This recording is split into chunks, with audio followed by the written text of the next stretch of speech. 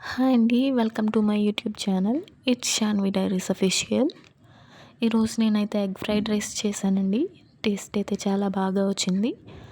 పిల్లలకి చేసేటప్పుడు వెజ్జీస్ అన్నీ యాడ్ చేసి చేస్తే చాలా హెల్తీగా ఉంటుంది. వాళ్ళు కూడా బాగా ఎంజాయ్ చేస్తారు. మరి లేట్ చేయకుండా రెసిపీ స్టార్ట్ చేసేద్దామా? ముందుగా స్టవ్ ఆన్ చేసి ఒక ప్యాన్ తీసుకోండి. ప్యాన్ హీట్ అయిన తర్వాత కొంచెం ఆయిల్ యాడ్ చేసుకోండి. ఆయిల్ కూడా హీట్ అయిన తర్వాత నేను ఇక్కడ 2 ఎగ్స్ తీసుకున్నానండి. మీరు తీసుకునే రైస్ని బట్టి ఎగ్స్ కూడా యాడ్ చేసుకోవచ్చు. నేను ఇక్కడైతే 2 ఎగ్స్ తీసుకున్నాను. ఈ విధంగా ఆయిల్ హీట్ అయిన తర్వాత 2 ఎగ్స్ తీసుకొని దాన్ని ఫ్రై చేసుకోండి. కలుపుకుంటూ ఫ్రై చేసుకోండి. స్టవ్ని మాత్రం లో ఫ్లేమ్లో పెట్టుకోండి. ఈ ఫ్రైడ్ రైస్ అన్నీ కూడా మనం బయట తినే కంటే ఇంట్లోనే హెల్తీగా చేసుకుంటే పిల్లలు కూడా ఎంజాయ్ చేస్తారండి. ఇలా బయట ఫుడ్ అవాయిడ్ చేయడం వల్ల మనకి హెల్త్ ఇష్యూస్ కూడా ఏమీ రాకుండా ఉంటాయి. నా ఛానల్ ఎవరైనా ఫస్ట్ టైం చూస్తున్నట్లయితే సబ్స్క్రైబ్ చేసుకోండి. ఇలాంటి కొత్త రెసిపీస్ అన్నీ నేర్చుకుని మీ ఇంట్లో కూడా ట్రై చేయొచ్చు. అలాగే వీడియో కూడా ఎండ్ వరకు చూసి లైక్ చేసి షేర్ చేయండి. ఈ విధంగా ఎగ్ అనేది ఫ్రై చేసుకొని మనం పక్కన పెట్టేసుకోవాలండి.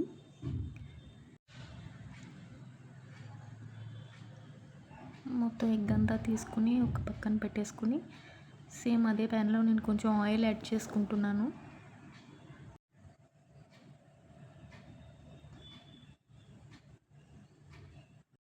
రెగ్యులర్గా చేసుకునే ఫ్రైడ్ రైస్ కంటే మనం దీనిలో గ్రీన్ లీవ్స్ కూడా వేసుకుంటే చాలా బాగుంటాయండి. హెల్త్ కూడా చాలా మంచిది.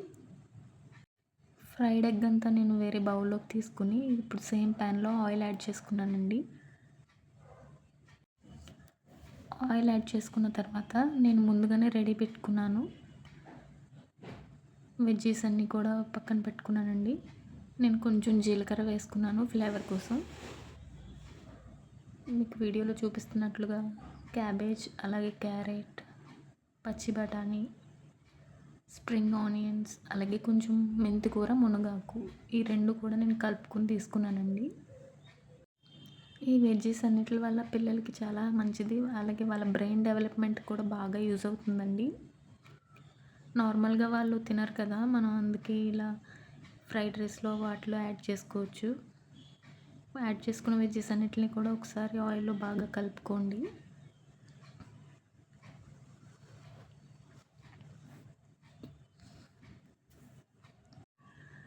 వెజిటబుల్స్ అనేవి ఇంకా మీ ఆప్షన్ అండి. మీరు ఎన్నైనా యాడ్ చేసుకోవచ్చు మీకు నచ్చితే.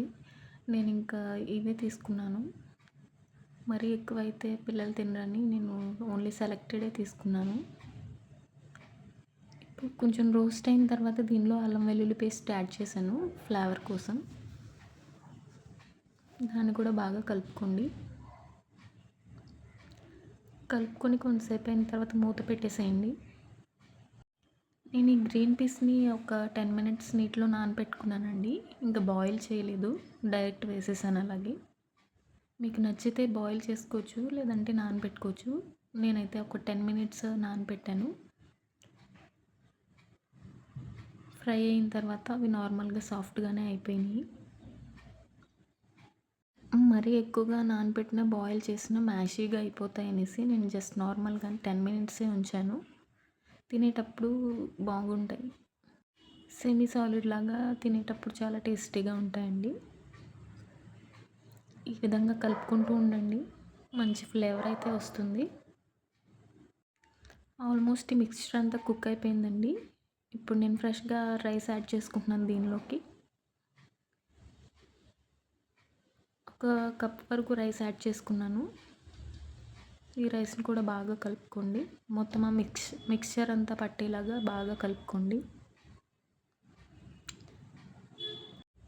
నెక్స్ట్ రైస్ యాడ్ చేసుకున్న తర్వాత కొంచెం చిల్లీ పౌడర్, అలాగే మసాలా పౌడర్, కొంచెం పసుపు, ధనియాల పొడి యాడ్ చేసుకోండి. మీ టేస్ట్కి తగినంత సాల్ట్ యాడ్ చేసుకోండి. ఒకసారి ఇవన్నీ యాడ్ చేసుకున్న తర్వాత బాగా కలపండి. అలాగే నేను కొంచెం ఫ్లేవర్ కోసం ఇక్కడ సోయా సాస్, అలాగే రెడ్ చిల్లీ సాస్ కూడా తీసుకున్నానండి. మీకు నచ్చకపోతే స్కిప్ చేయొచ్చు. కొంచెం ఫ్లేవర్ ఉంటుందని నేను యాడ్ చేశాను. ఇవన్నీ యాడ్ చేసుకొని ఒకసారి బాగా కలపండి. పైకి కిందకి బాగా కలిపితే మొత్తం అంతా స్ప్రెడ్ అవుతుంది.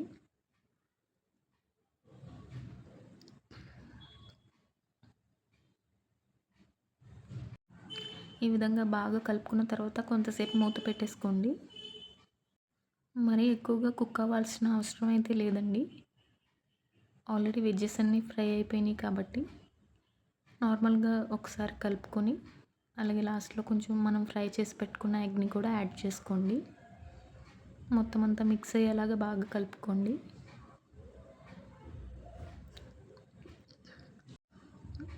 మొత్తానికి ఇవన్నీ వెజ్జెస్ అన్నీ యాడ్ చేయడం వల్ల మంచి కలర్‌ఫుల్‌గా కనిపిస్తుందండి ఫ్రైడ్ రైస్ అయితే. పిల్లలు కూడా బాగా ఇష్టంగా తింటారు. ఇలా వేడి వేడిగా సర్వ్ చేసుకుంటే చాలా బాగుంటుందండి. రెసిపీ నచ్చితే లైక్ చేసి షేర్ చేయండి. అలాగే సబ్స్క్రైబ్ చేయడం మర్చిపోకండి. Thanks for watching.